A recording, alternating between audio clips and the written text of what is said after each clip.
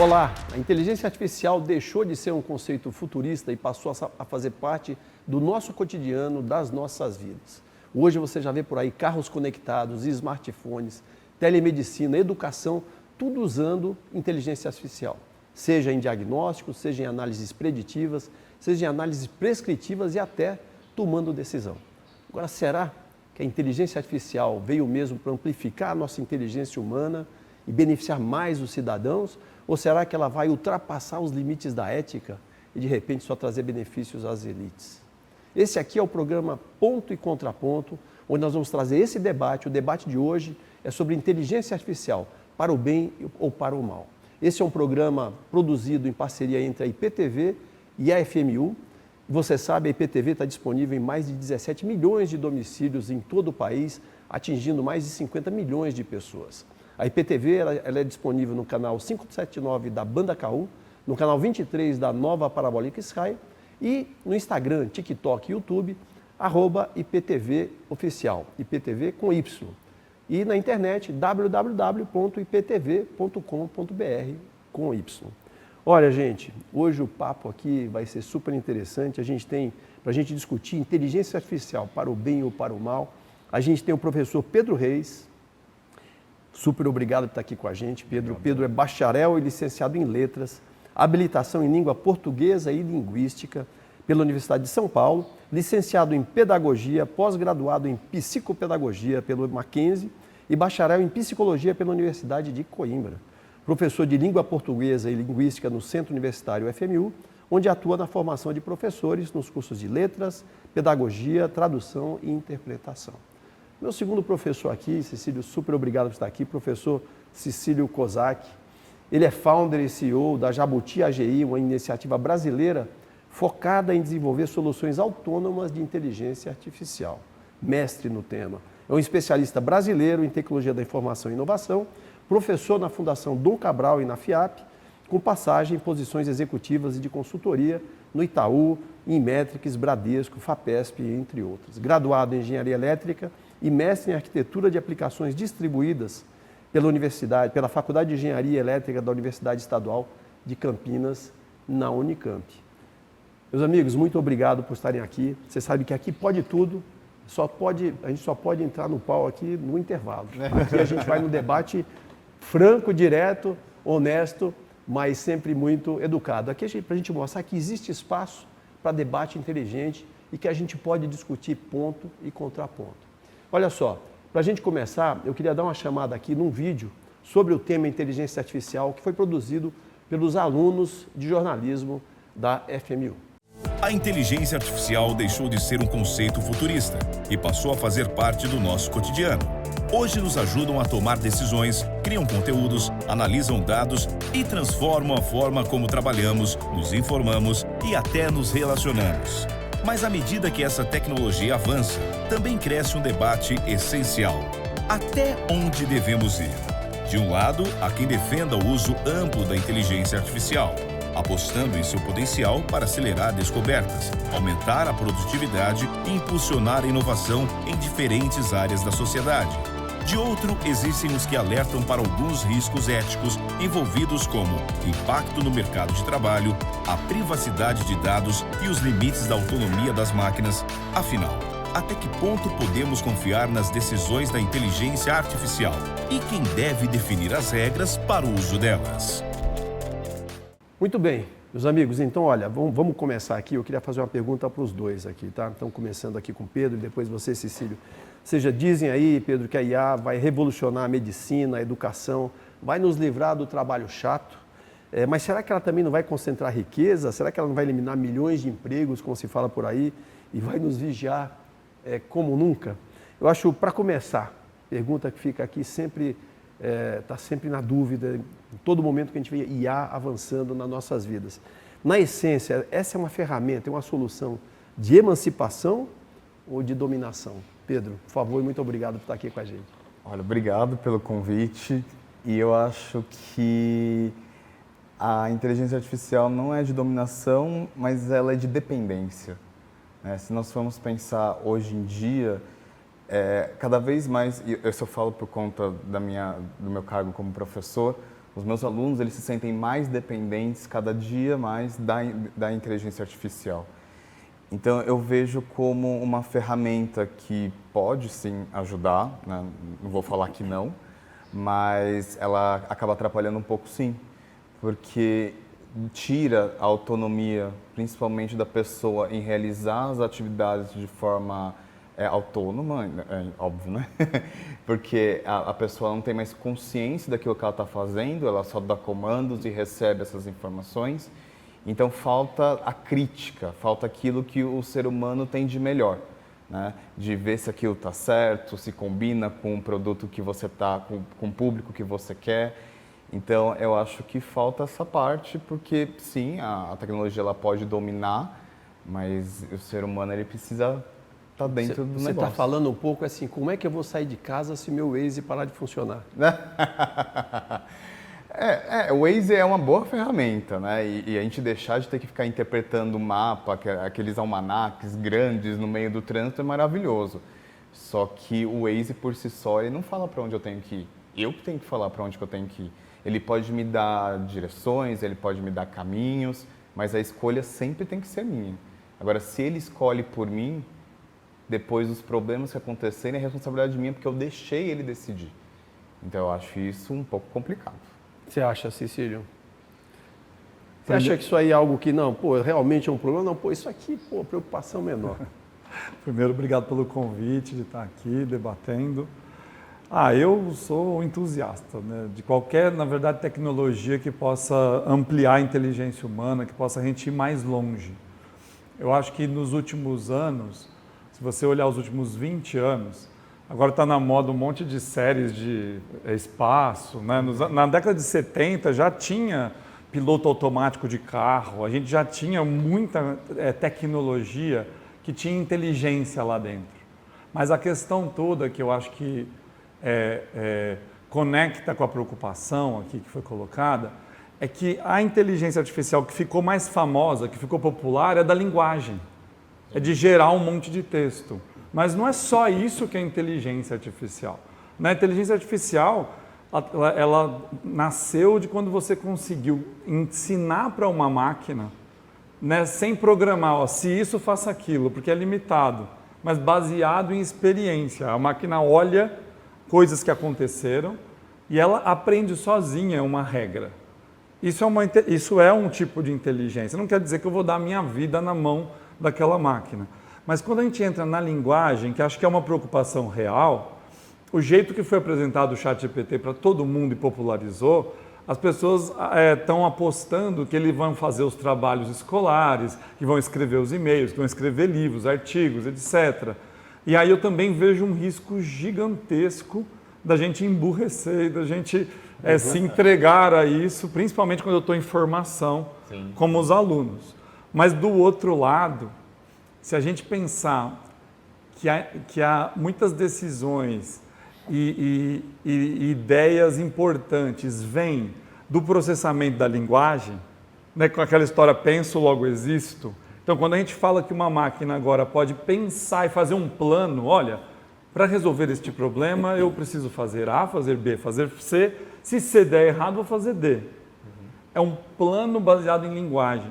A gente vai para um outro patamar de inteligência, um outro patamar de automação, que de verdade, se nós tomarmos os cuidados de usar no lugar correto e entendermos que a maturidade é baixa, então tem que ser usado com cuidado nesse começo, é possível que a gente vá num caminho seguro, é possível que a humanidade vá mais longe nos próximos 10 anos. Mas você falou bem, né? Porque depende de nós, né? Depende. Então, eu vi aqui duas coisas que eu vi essas últimas semanas do Salim Ismail. E uma, ele falou que ele não acredita que a IA vai atingir a consciência humana. O Elon Musk já acredita, diz que é em 2030. Esse é o primeiro ponto que eu vou perguntar para você, Pedro. O segundo ponto que ele falou, que você disse muito bem, depende muito das decisões, das dependências das pessoas. A gente está falando, o Salim falou o seguinte, que o homem ele tem emoções paleolíticas, o mundo tem instituições medievais e nós temos tecnologias divinas, que isso é um problema, porque as decisões acabam sendo paleolíticas. Aí, Pedro, para você, logicamente o homem é o único animal na história da Terra que conseguiu imaginar o que não existe e fazer. Sim. Será que a IA vai demolir isso aí? Você está me trazendo assim, existe esse risco da IA demolir e ela passar a assumir esse papel, assim como diz o Elon Musk? Olha, eu vou discordar do Elon Musk, por mais que ele seja uma pessoa muito influente, mas eu acho que a habilidade da criatividade, ela é só humana. Né? Se a gente for pensar que uma inteligência artificial, ela trabalha em aprender com aquilo que o ser humano carrega dentro do sistema dela, ela vai trabalhar com informações que já foram feitas, que já foram imaginadas. Ela pode até promover outras informações com outros reajustes, algumas adaptações, mas ser criativo a ponto de gerar uma ideia por conta de um conceito, por conta de um momento histórico, por conta de pessoas que estão vivendo aquela realidade, eu acho, se eu não acho impossível, eu acho muito perto do impossível.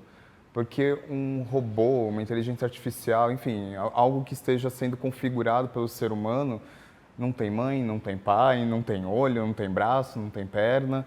Então, sentir as necessidades, sentir a possibilidade que pode ir além, eu acho que é só do ser humano. Tecnologia, Cecília, você que é um cara que mergulhou na tecnologia, ela pode ser capaz de chegar perto disso?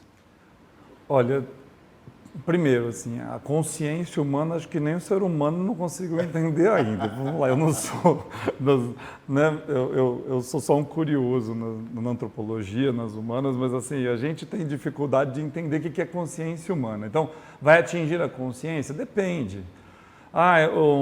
A inteligência artificial que está comandando um carro, ela vai ter a consciência de saber o que é certo, o que é errado e de não atropelar uma velhinha atravessando a rua? Vai, mas isso é muito específico, assim. Sim. Agora, quando a gente fala da consciência humana, dos dilemas humanos, do sentimento, não, nunca vai chegar. Mas eu queria desafiar a questão da criatividade, né? Eu sou músico, gosto muito de música e o que acontece? A inteligência artificial, ela não pode ser criativa por si só, né? Por conta de um estímulo emocional e até caótico, descontrolado, que só o ser humano tem. Mas ela trabalha com uma técnica interessante, que já é velha, mas agora aflorou, que chama, por exemplo, algoritmos genéticos. Né? Então imagina, que loucura. Como eu consigo fazer muita coisa em pouco tempo, ela consegue produzir com parâmetros randômicos, assim, chutar os parâmetros de um modo que ela crie, por exemplo, sei lá, milhares de quadros e mostrando para o ser humano, ela fala assim, esse está bonito ou está feio?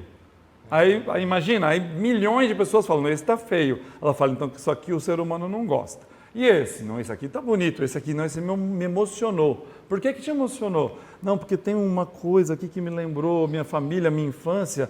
Ela vai lá e vai gerar 200 milhões de coisas aleatórias e vai mostrar de novo.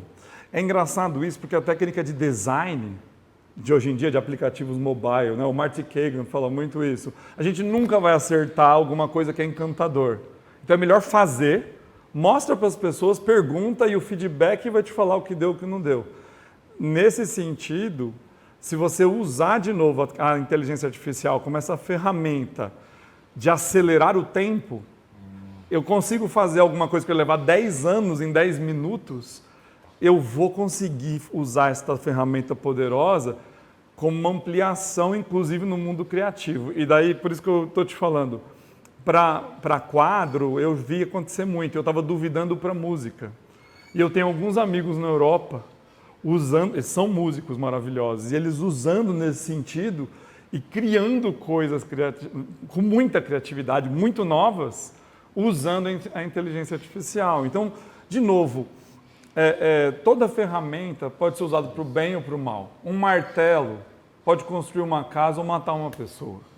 Eu acho que a questão daí é a ética de como nós vamos lidar com essa tecnologia que está vindo confusa, está vindo controversa, tudo é inteligência artificial, reconhecimento de imagem não é a mesma coisa de gerar texto. Né? Então eu acho que passa muito, Bezerra, por uma certa ignorância geral de todo mundo, a gente tem medo do desconhecido e tem muita gente falando muita besteira. Eu acho que passa muito por education. Nós temos eu sou muito menos professor do que o colega aqui, porque eu vim mais do mundo executivo, dou aula de MBA para falar da minha experiência, né? Mas assim, eu acho que tem uma responsabilidade enorme de como nós vamos criar nossos filhos, nossos alunos, nossos liderados, para que eles realmente estudem, para que eles realmente entendam como que essa ferramenta funciona. Senão vão pegar o martelo e vão sair matando gente por aí. Legal. Eu vou querer saber de vocês um pouquinho aí sobre essa questão de impacto da IA, seja em emprego, seja em saúde, seja no dia a dia, seja no serviço que até você provê na tua startup. A gente vai falar isso depois do intervalo. A gente vai e volta, VaptVupt.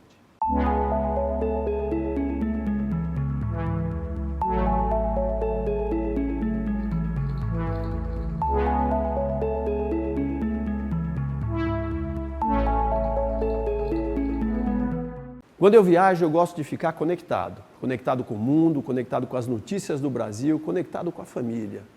Eu uso o chip da Surf USA Mobile. É um chip com comunicação disponível em mais de 170 países. Assim, quando eu viajo, seja para a China, para a Espanha, para os Estados Unidos, eu uso a Surf USA Mobile e fico conectado. É um chip simples, fácil de instalar, chip físico e chip IC digital. Então, vai viajar? Surf USA Mobile, www.surfusamobile.com. Bom, você sabe, esse aqui é o programa Ponto e Contraponto, uma parceria da IPTV com a FMU, FIAM, FAAM. E agora o que eu queria agora perguntar, eu estava aqui pensando, viu, Pedro? Olha só, a gente tem lá nossos motoristas de Uber, né? Eles estão todos os dias dirigindo, indo para um lado e para o outro e gerando dados com relação para onde eles dirigem, a forma como eles dirigem. Milhões de motoristas de aplicativo no mundo, né? Se não bilhões. E esses caras estão gerando dados e informando essas big techs que estão coletando dados para algum dia tirar o emprego deles e colocar um carro autônomo no lugar. Como é que você vê esse risco da inteligência artificial? Você acha que isso é um risco plausível? Isso vai acontecer? Esses empregos vão acabar? Olha, eu já vi que sim, tem carros automáticos a ponto de não ter motorista, E quem está pagando para as big techs é o próprio cara, porque ele está fornecendo o dado dele que tem valor. Está sendo de graça esse dado. Isso é uma coisa que me preocupa bastante. Mas não só para a IA, mas como a internet em geral, né? Porque quando você não paga pelo produto, o produto é você. Exatamente. E a gente realmente fornece essas informações para nutrir esses bancos de dados de IA, para elas aprenderem com os nossos comportamentos. E acho ok, isso realmente é o que deve acontecer, porque a IA não tem outra forma de aprender o que é real sem ser com informações do real. Mas é preocupante na parte da ética de usar tudo isso. Né? Essas informações elas precisam ser claras, essas informações elas precisam ser declaradas, porque uma vez que o exemplo que você citou de um motorista, que ele está trabalhando, ele precisa desse trabalho, ele assina o contrato sem ler esse contrato, oferecendo esses dados, mas ele precisa estar ciente que isso tudo está acontecendo, porque depois, um dia, esses dados vão ser utilizados. Obviamente que agora eu acho que os dados são mais utilizados para questões de trânsito dentro da cidade de São Paulo, por exemplo. Então, se tem muitos motoristas na mesma rua e eles demoram muito tempo naquela rua, já sabe que ali tem trânsito, vai ficar vermelho no mapinha. Eu acho isso super legal e comunica. Só que essa informação ela tem que ser usada e a pessoa tem que saber disso e talvez receber por isso, porque a gente tem que receber pela informação que a gente dá, né? Todo trabalho tem que ser remunerado. Eu acho preocupante, acho necessário, mas eu acho preocupante por conta de quem é que está usando essas informações e para que também está usando essas informações. Você trouxe um ponto muito interessante, não é objeto desse programa, vai ser de um outro. Hoje, aqui no Brasil, já tem uma lei de monetização de dados sendo discutida no Congresso. Mas eu acho que você tem razão, essa monetização pode servir para uma solução no futuro. Mas, Cecílio, e você acha que tem algum jeito nisso? Você acha que não vai acontecer? Porque eu já vi esses Waymos funcionando na Califórnia, na China também, os carros autônomos, e os caras são abusados. Aprenderam bem, viu, Pedro? Os caras são abusados, andam direitinho e então realmente tem uma chance de tirar muitos empregos, eventualmente até ser melhores, eventualmente, do que o próprio motorista. Tem jeito? E esses caras, Cecílio? Vai ter emprego para a gente? na hora que a gente for trocado por essas redes autônomas aí? Tem um estudo da McKinsey bem perturbador, que ela aponta que as pessoas, por exemplo, mais simples, que fazem trabalhos mais manuais, né, e que tem muito valor, um jardineiro, um chefe de cozinha, né, um protético, sabe, que tem que esculpir mesmo um dente e tal. Esses caras estão menos em risco com a inteligência artificial. Vou só dar um parênteses aqui, Cecílio. Eu vi na China, nos Estados Unidos, baristas que fazem drinks melhores do que um barista, porque ele sabe, ele nunca vai errar a dose. Se não, melhores, mas só estou comentando que, meu ponto é assim, será que essa tecnologia aqui, ela não está tá criando um exército de pessoas descartáveis? Não, então. Assim, será que a IA não vai trazer isso? Vai ter impacto grande. A questão é onde ela vai ter impacto, e para chegar um pouco, você perguntou se tem jeito. Então eu estava focando se tem jeito. Né? Qual a solução? Assim, é inevitável que uma parte da população vai sofrer muito. E me preocupa muito, porque quem gosta de história, toda vez que a classe média foi descartada, que a classe média perdeu os empregos e foi rebaixada do poder aquisitivo, tivemos as nossas revoluções mais sangrentas. Né?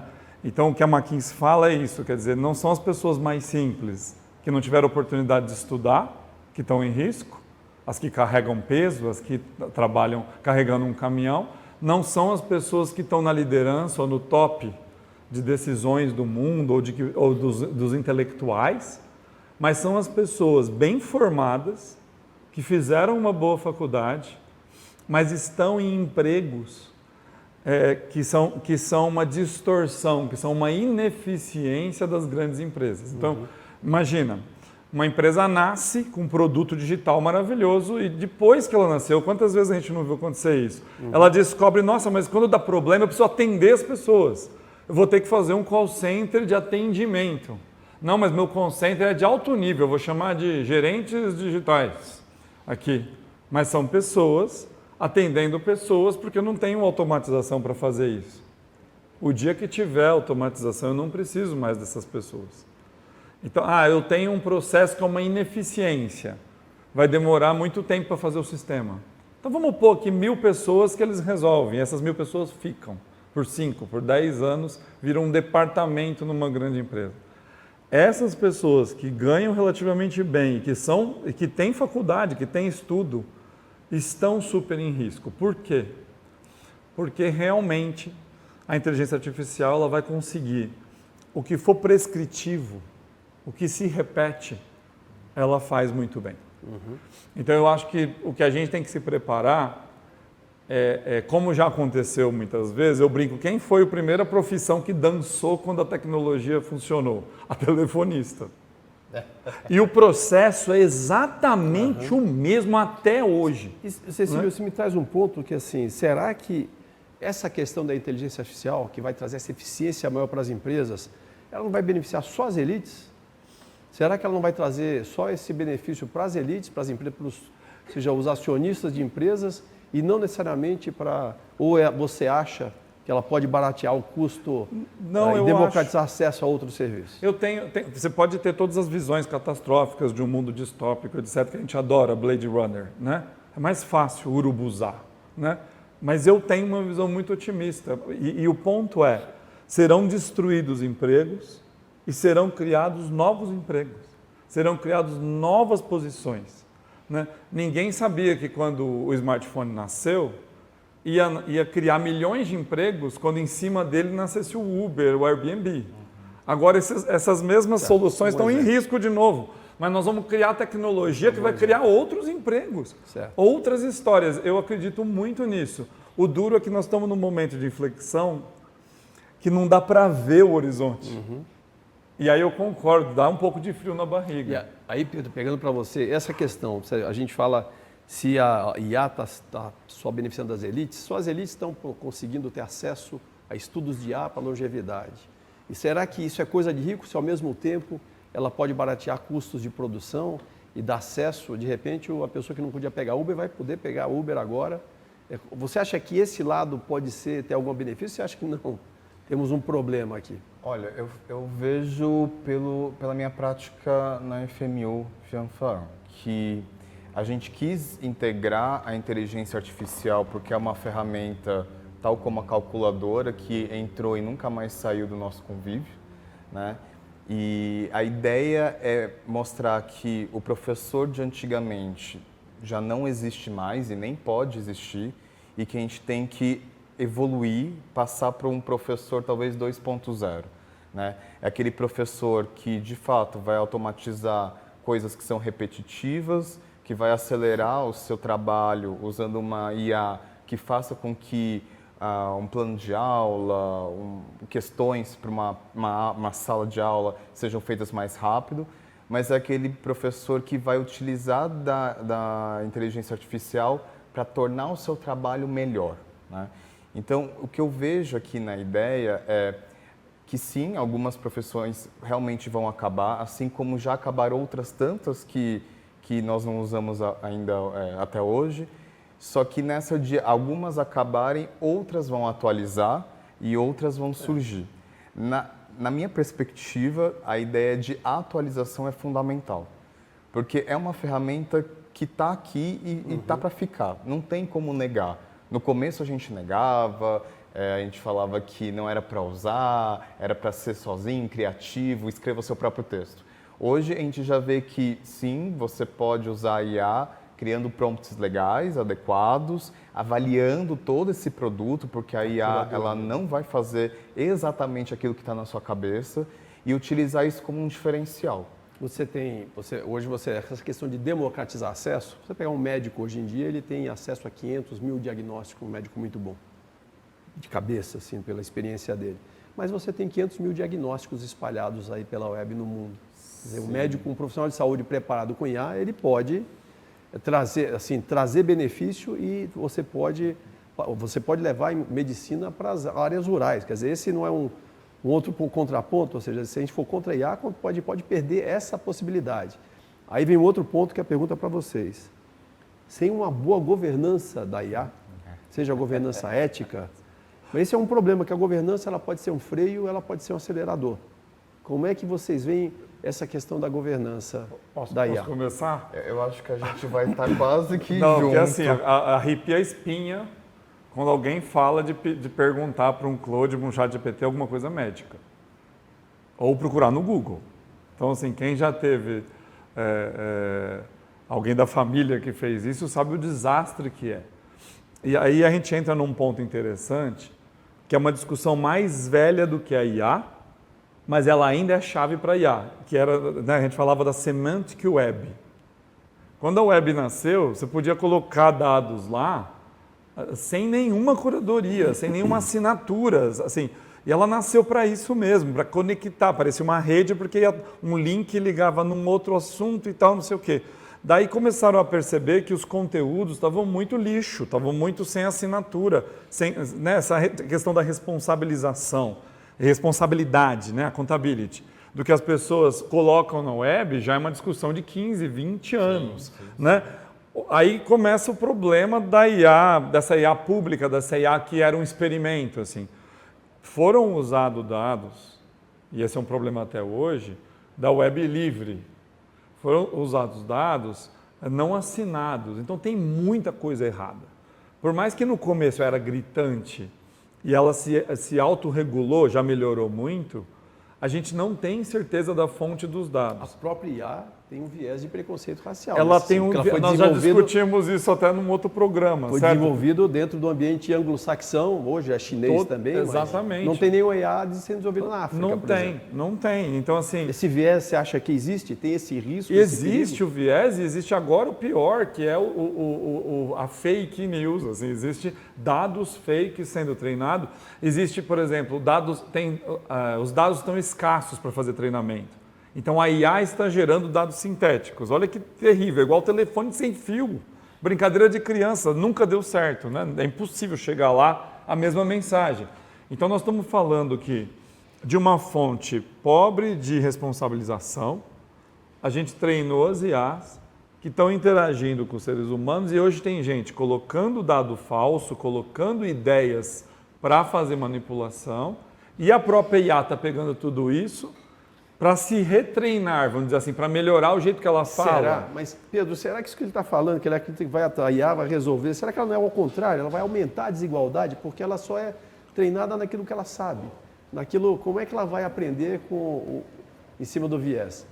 Será que ele não vai só perpetuar as desigualdades cada vez mais? Amplificar? Já que ela veio para amplificar a inteligência humana, ela vai amplificar as desigualdades? Eu acho que é um ponto a se considerar, principalmente quando a IA ela vai colocar o resultado que ela achar melhor. Né? Então, se eu procurar por um determinado conceito... O Cecília acabou de falar, né? Que ela diz que o pessoal gosta mais dessa. Isso. Então, de que ele escuta mais? Esse é o problema, porque quando você... Que é uma coisa que a juventude agora está fazendo muito. Pergunta para a IA algum conceito e tem aquilo como verdade. E não vai procurar fonte, não vai comparar opiniões.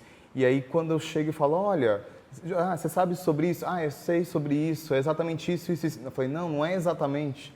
Não existe exatamente numa discussão. A IA nasceu... Ô Pedro, teve uma IA que me deu um toque aqui, que eu preciso dar uma paradinha no intervalo e volto já. A gente continua aqui.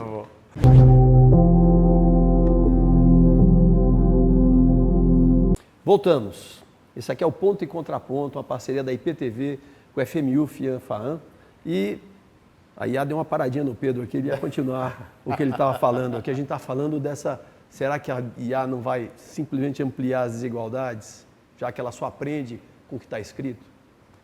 É o que eu estava falando antes, que se todo mundo for aprender exatamente a mesma coisa, porque a IA sempre vai dar a mesma resposta, pode ser que só um lado seja privilegiado. E isso é um perigo muito grande, mas muito grande. Porque quando a gente fala de responsabilidade dos dados, quando a gente fala de aprendizado, quando a gente fala de fato, construir uma sociedade justa, não é assim que funciona.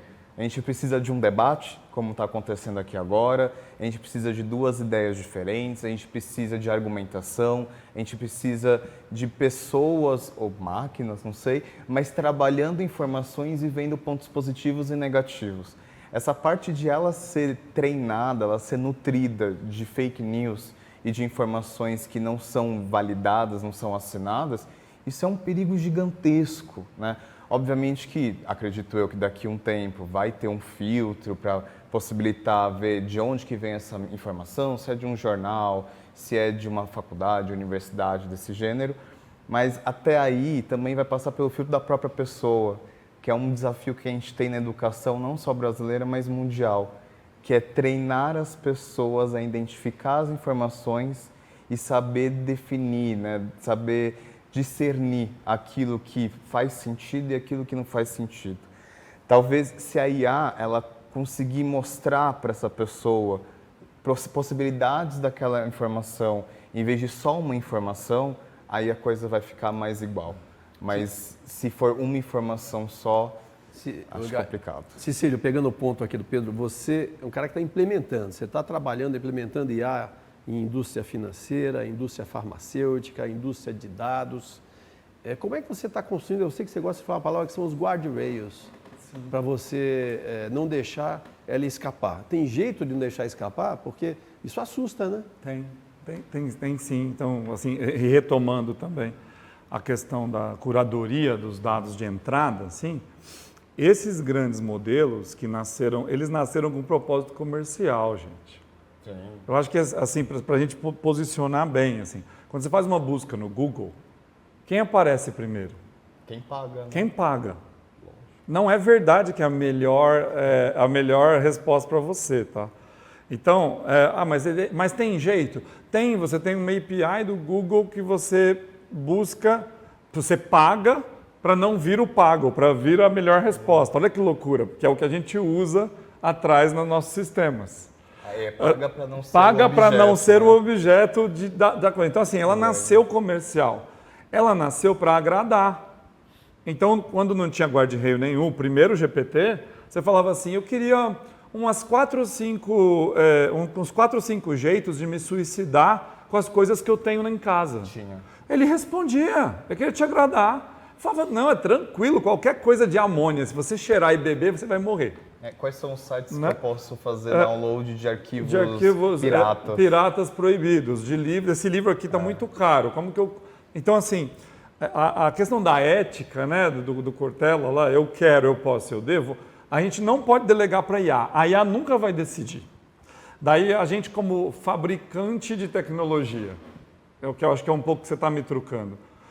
Primeiro, enquanto não tem legislação, enquanto não tem alguma coisa mais global de ética nesse sentido, tem um monte de iniciativas, mas as coisas não estão fortes. Primeiro é desconfiar muito de qualquer coisa de graça. Desconfiar muito do ChatGPT, do Claude, todos aqueles que você pode entrar e fazer uma pergunta de graça. Por quê? Porque ele é comercial.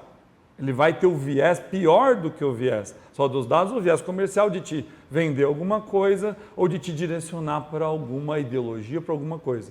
Então, primeiro, desconfiem, né, quem estiver assistindo. A segunda coisa, Bezerra, o que as empresas como a minha estão fazendo é não usando esses modelos. Nós estamos usando modelos menores, modelos mais burros, modelos que não sabem tudo. E aí, para você poder controlar a resposta com curadoria. Isso você está fazendo até para ser mais efetivo nas empresas que você Não, trabalha. é impossível. Imagina, eu estou tratando o pós-venda do financiamento de veículos. No modelo desses fundacionais, esses comerciais, ele tem tudo sobre financiamento de veículos do mundo inteiro. Como que eu garanto que ele vai responder sobre financiamento de veículos daquele banco? Só usando um modelo menor e trabalhando com outras técnicas de computação para falar para ele, ó, essa é a verdade, essa verdade está assinada. E se alguém perguntar, você pode falar de onde veio. Com certeza o modelo da Dinamarca, uma miscigenação muito diferente da nossa, não deve funcionar aqui. Isso. Uma distribuição de renda, etc., não vai funcionar aqui, né? Não, depende. Quando a gente trabalha com os modelos menores, Sim, nos modelos menores você foca. você está usando a capacidade dele de conversar com o ser humano e entender a linguagem do ser humano de uma maneira desestruturada. Porque quando a gente conta uma história, liga num call center, a gente fala desestruturado. A gente não fala tudo estruturadinho. Então, uma máquina que está esperando um link, esperando um fluxo, nunca atende. Mas quando você usa esses modelos para conversar com as pessoas, mas o que eles vão entregar está assinado, você pode usar na medicina, você pode usar na educação, você pode usar num sistema bancário onde você está trabalhando com os sonhos, com o dinheiro, até com a vergonha de estar devendo dos outros. Então nós que somos fabricantes de tecnologia, nós estamos usando a IA, nesse momento, como utilitário, como um motor de conversa, um canal conversacional. Mas as informações, elas têm que estar curadas, né, com accountability, com responsabilidade e controladas. Então, a gente não pode, nesse momento de baixa maturidade, momento inicial, delegar para a IA que ela vai decidir o que é certo e o que é errado. Eu acho que no meu trabalho, e é uma coisa que aqui na FM a gente faz com os alunos, é do tipo, a IA ela vai processar a informação mais rápido para você, só que você decide qual que é a informação que vai ser utilizada. Né? Então, uma das dicas que a gente dá em aula é, vai trabalhar com a IA, já faz uma curadoria de artigos, de capítulos de livro que você já leu, que você confia, são de autores reconhecidos, nutre a inteligência artificial com isso, e aí a partir disso você tem uma resposta da IA e mesmo assim você vai corrigir. Então, é uma preocupação e uma ética de você trabalhar com informações verdadeiras, informações com curadoria, informações que são dadas aqui na faculdade. Você já trata isso nas suas salas de aula hoje, Sim, Pedro? sim, porque quando normalmente eles pedem para a IA fazer algo sem definir para a IA quem são os autores, quem são os artigos, qual é a fonte que ele tem que buscar, a IA inventa informações para poder cobrir os buracos. Porque ela quer agradar. Porque ela quer agradar e dar o resultado completo. Certo. E isso dá muito erro. Né? Por exemplo, eu peço para meus alunos criarem planos de ensino. E o plano de ensino ou o plano de aula, que é o mais comum. E eles precisam colocar códigos que tem na BNCC, que é um documento legal e tudo mais. e ela não sabe o código, ou para a habilidade que o aluno quer usar não existe um código, ela inventa um código. E para mim, toda vez que eu pego o texto desse aluno e leio e falo assim, peraí, esse código não existe, porque eu conheço, de tanto que eu vou consultando, né? E aí ele fala, não, eu pedi para a IA e a IA fez. Eu falei, mas aí você tem que nutrir com o documento da BNCC. Isso. Porque a partir do momento que não existe a informação que você quer, você vai criar a informação justificando da melhor forma possível. Então, assim, precisamos, chama engenharia de contexto. Né? O pessoal falava muito de engenharia de prompt. Agora, engenharia de contexto. Então, por exemplo, um aluno, né, de pós-graduação, um professor que vai fazer os planos de aula e tal, se ele coloca o que ele gosta, o como ele gosta, e também alguns cuidados no prompt, né, de falar não me agrade e tal. Isso tem até na internet hoje em dia, de como que você faz o GPT ficar mais sério. Né? Você consegue usar essa ferramenta mesmo de graça, Bezerra. Então, pensando na inclusão. Mas no mundo profissional, a tendência toda é não adianta gastar água, energia elétrica e GPU para ficar treinando supermodelos. Não vai dar certo. O supermodelo vai se perder. Você tem que trabalhar com modelos menores, usar o que ele dá de melhor, que é a linguagem, a interface de linguagem, e usar outros sistemas de computação para garantir que os dados que eles vão usar estão controlados. Eu vou fazer, lógico que você tem lá uma abordagem mais técnica, o Pedro uma abordagem mais holística aqui. Minha pergunta é assim, se você estivesse aí, Pedro, começando contigo, Cecílio meio que já deu aí um lado técnico, pudesse ter uma implementação de IA que seria uma regulação importante. O que você acha que seria uma regulação que colocaria esses guardrails? Você acha que uma IA precisaria para a gente suprir, seja na educação, seja na questão dos empregos? Acho que não só para a educação, mas a IA ela teria que trabalhar só e somente com informação verdadeira. Como que ela vai achar isso? Aí eu deixo para quem sabe. Mas a minha preocupação é a IA ela é uma ferramenta, ok, ela vai acelerar o meu trabalho, ok também, só que eu preciso sempre trabalhar com informações verdadeiras, fidedignas. Significa na medicina, a gente pode estar de repente prescrevendo algo que vai matar o paciente. Sim, ou até falsificando resultados para que esses resultados agradem a pessoa que está fazendo a pesquisa e tenha, por exemplo, dados estatísticos para publicar num artigo acadêmico. Certo. Né? Obviamente que um artigo acadêmico ele vai usar estatística para chegar no resultado, mas uma vez que você falsifica isso e aí ela vai acabar fazendo isso para agradar a pessoa que fez o comando, isso é falso, isso vai dar uma origem a informações a IA vai de repente horríveis. agradar uma pessoa que é vamos dizer que é racista e de repente dar um viés branco, ao invés de ter um viés verdadeiro também. Se a IA perceber pelo uso da linguagem que aquela pessoa ela prefere certo tipo de pessoas e não outras, ela não vai querer desagradar. É isso. E aí, fazendo isso, vai gerar só dados iguais e dados que vão ser racistas, que vão ser homofóbicos, que vão ser tudo aquilo que a gente, na sociedade, está lutando contra. O Pedro trouxe um ponto importante, que entra em fake news, entra em tudo. Quer dizer, a IA só poderia pegar dados verdadeiros. O como a gente não sabe, né? Mas qual é, no teu lado, que é um pouco mais técnico, você é da governança, qual é aquela regulação que você acha essa deveria ter? Eu acho. Você já falou uma parte eu tô, aqui, né, eu tô dos tentando guardrails, falar, mas... pensei em uma coisa complementar, é que você trouxe a regulação, né? Acho que antes de tudo, primeiro a gente não tratar IA como qualquer coisa. IA não é uma coisa, IA é uma categoria. Certo. É que nem falar seres humanos, assim, é muito grande, muitas culturas, muitos vieses, é muito plural. Não é singular. IA não é singular. Esse é um erro muito grave de qualquer discussão sobre IA. Então, o que eu gostaria é que na IA, que trabalha com linguagem, que realmente qualquer dado usado em treinamento fosse certificado. É parecido com o que a gente está falando aqui, mas o outro lado da moeda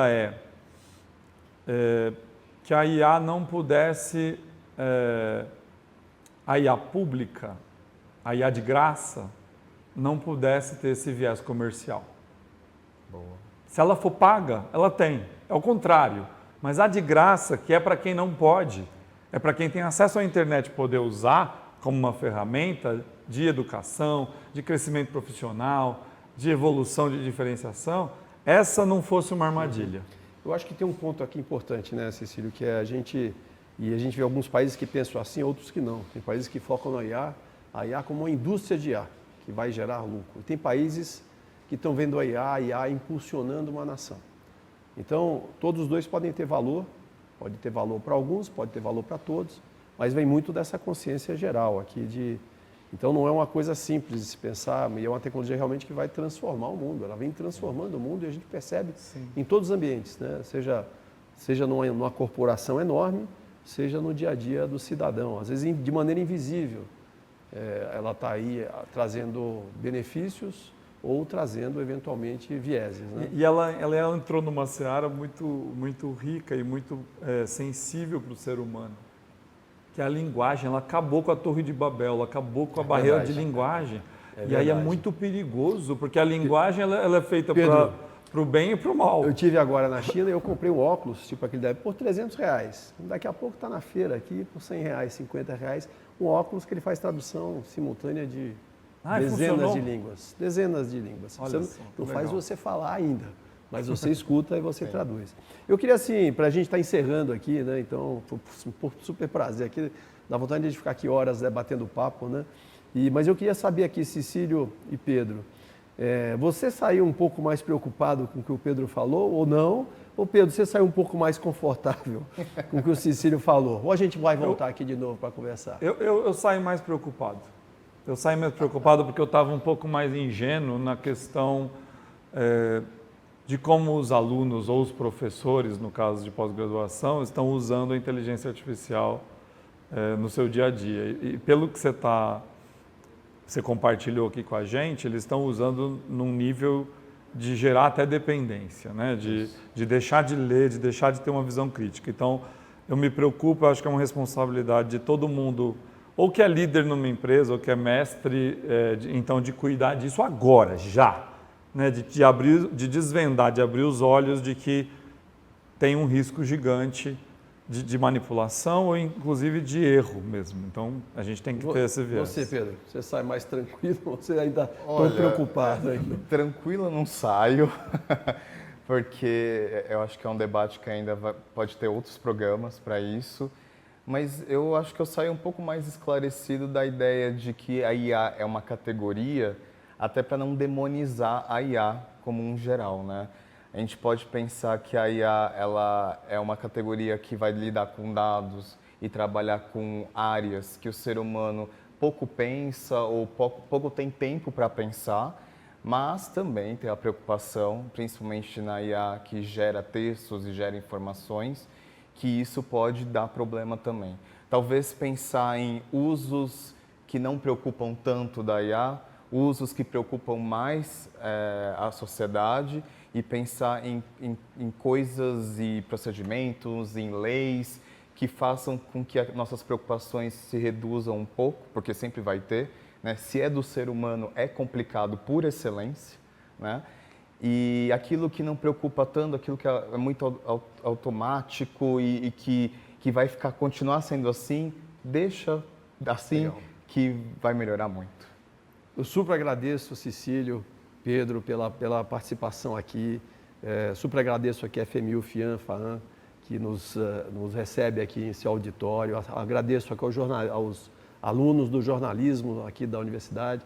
E a gente fica aqui, pena que está acabando, mas a gente volta, né? E aqui a gente mostrar que tem espaço para a gente fazer um debate sem que a gente quebre o pau, né? Sem que a gente consiga chegar e ter um ponto construtivo. A gente precisa aprender a fazer mais aqui no nosso Brasil.